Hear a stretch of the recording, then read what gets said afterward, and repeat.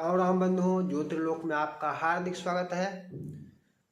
शिखा संबंधी चर्चा आप पहले भी कर चुके हैं और वेबसाइट पर भी अनेकों आलेख प्रकाशित हैं शिखा संबंधी, शिखा विधान से संबंधित चर्चा। और लिंक मतलब आलेख का लिंक आपको डिस्क्रिप्शन बॉक्स में मिल जाएगा। अनेकों आलेख हैं शिखा से संबंधित, शिखा के मंत्र संबंधी भी हैं, शिखा विधान से संबंधित चर्चा भी है। और YouTube पर भी चर्चा एक बार शिखा विधान से संबंधित की जा चुकी है। वहाँ पर एक प्रकरण आया था, वो प्रकरण क्या था उसको भी समझ लेते हैं। जैसे शिखा विधान कब कब, तो आ गया कि लगभग सर्वत्र स्नाने दाने जपे होमे संध्यायाम देवतार्चने शिखा ग्रंथिम विना कर्म न कुर्याद्वै कदाचन। यहाँ पर ध्यान देने की जो बात है वो स्नान है। स्नाने दाने जपे होमे संध्यायाम देवतार्चने, तो जो भी कर्म है लगभग सभी आ जाते हैं।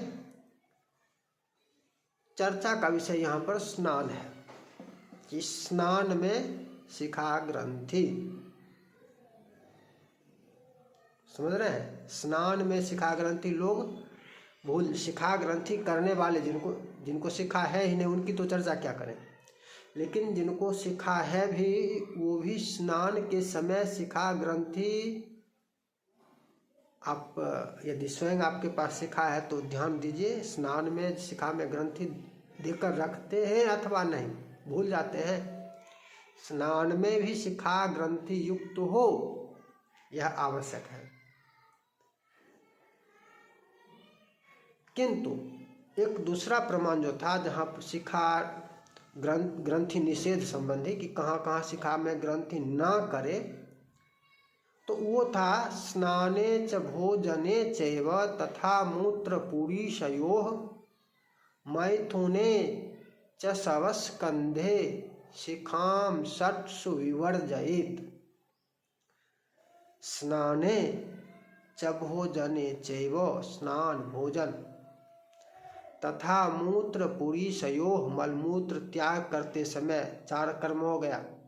मैथुने संभोग के समय, च शवस्कंधे, और सब जब स्कंध पर धारण करे सब यात्रा में,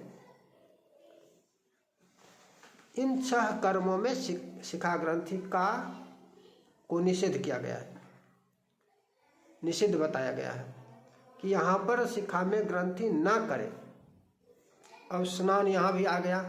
एक प्रमाण में स्नान के लिए कहा कि बिना शिखा ग्रंथि के स्नान न करे, और दूसरे प्रमाण में आपको मिल रहा है कि स्नान में, यहाँ स्नान से संबंधित स्पष्टीकरण नहीं है, स्नान में शिखा वर्जना यहाँ पर हो रही है कि स्नान में शिखा ग्रंथि न करे।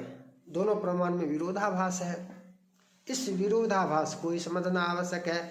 संभवतः पूर्व चर्चा के समय हमारे पास इससे संबंधित प्रमाण का अभाव था, और इस कारण यहाँ पर स्नान का तात्पर्य जो हमने चर्चा किया था तो ये दिया था कि तीर्थ, पूर्णिमा, अमावस्या आदि जो विशेष स्नान है, नित्य स्नान के अतिरिक्त, मलापकर्षण स्नान या नित्य स्नान जो करते हैं उसके अतिरिक्त वाले जो महत्वपूर्ण स्नान है, जैसे संक्रांति पर करते हैं, पूर्णिमा पर करते हैं, विशेष ग्रहण में विशेष स्नान, तो उसमें शिखा ग्रंथि करे और नित्य स्नान में ना करे। इसका ऐसा तात्पर्य मैंने ही बताया था, क्योंकि उस समय प्रमाण का अभाव था। किंतु आज उसमें संशोधन करना पड़ेगा, क्योंकि उस समय मैंने कहा था कि स्नान का अर्थ वास्तव में स्पष्ट नहीं हो रहा है, तो ऐसा हो सकता है। अब अर्थ स्पष्ट हो रहा है, क्योंकि स्पष्ट करने वाला प्रमाण मिल गया है।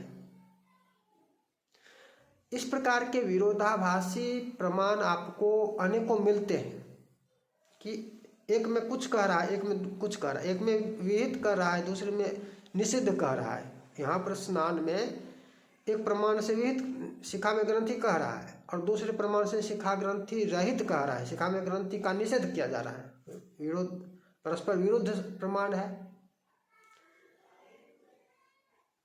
इसका दोनों का दो अर्थ होता है, दोनों दो विषय का से संबद्ध है। स्नान और स्नान दोनों जगह स्नान ही है।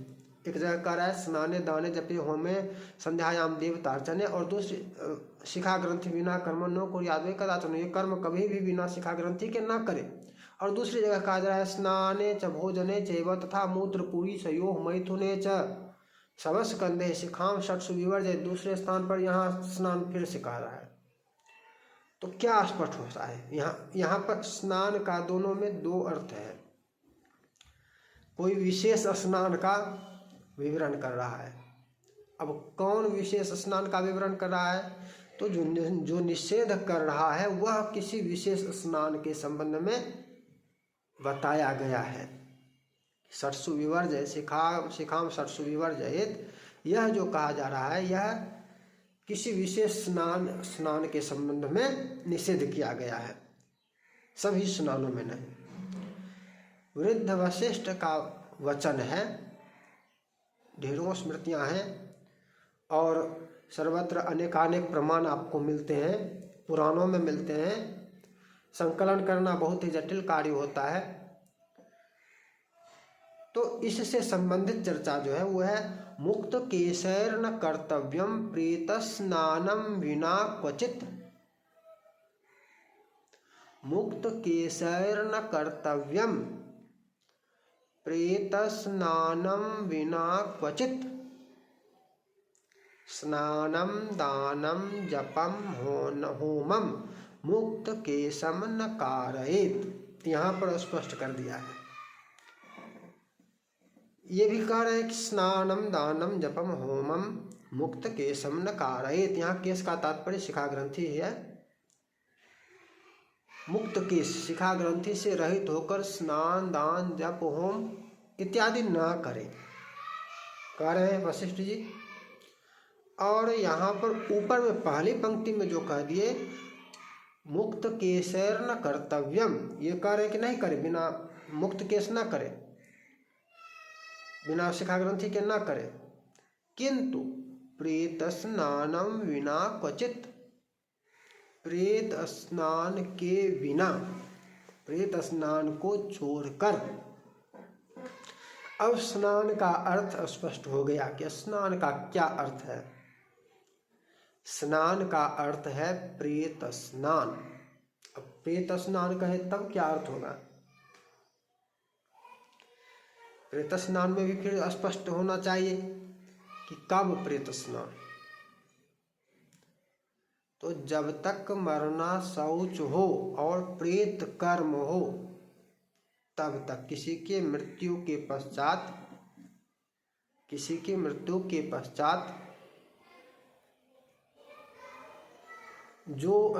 जो भी स्नान करते हैं, चाहे दाह संस्कार के समय करें, दाह संस्कार के पश्चात करें, प्रतिदिन 10 गात्र पिंडदान के लिए करें, श्राद्ध के लिए करें, एकादशा द्वादशा, सब प्रेत स्नान ही होता है।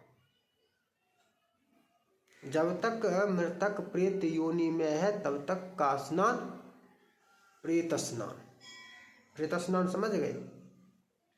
प्रेत स्नान का क्या तात्पर्य होगा कि किसी के दाह संस्कार में गए हैं तो उस समय जो स्नान करेंगे मात्र वह स्नान नहीं। प्रेत स्नान वो सभी है जब तक कोई मृतक प्रेत योनि में ही हो, अर्थात उसका जो शास्त्रोक्त कर्म है कि यह इस विधि से श्राद्ध करे, ये क्रिया करे, उसके लिए अब सबके लिए अलग है। अल्पायु होने पर मात्र भूमि निक्षेप छोटे से बालक का, छोटे से बच्चे का, और वृद्ध होने पर, युवा होने पर, योग्योपवीत के उपरांत दाह संस्कार और षोडश श्राद्ध। तो इसमें जिसके लिए जो कर्म है, अब यहाँ पर यह अर्थ भी नहीं होगा कि जिसका सपिंडन नहीं हुआ तो प्रेत योनि में ही रह जाएगा, फिर श्राद्ध नहीं हुआ तो। जिसके लिए जैसी व्यवस्था है वैसी व्यवस्था में ही मान्य। जिसके लिए 1 दिन का ही अशौच है उसके लिए जिसके लिए 3 दिन का ही अशौच है उसके लिए 3 दिन का ही विधान है, और चौथे दिन क्रिया है तो चौथे दिन यदि कुछ भी पिंडोदक क्रिया जो भी कहा गया है तो वो क्रिया तक प्रेत स्नान होगा। उस कर्म के पश्चात का स्नान प्रेत स्नान नहीं होगा। तो सपिंडीकरण पर्यंत जो द्वादशाह के दिन सभी पूरे श्राद्ध होते हैं वह किसी के मरने से लेकर और वहां तक वह प्रेत योनि में है।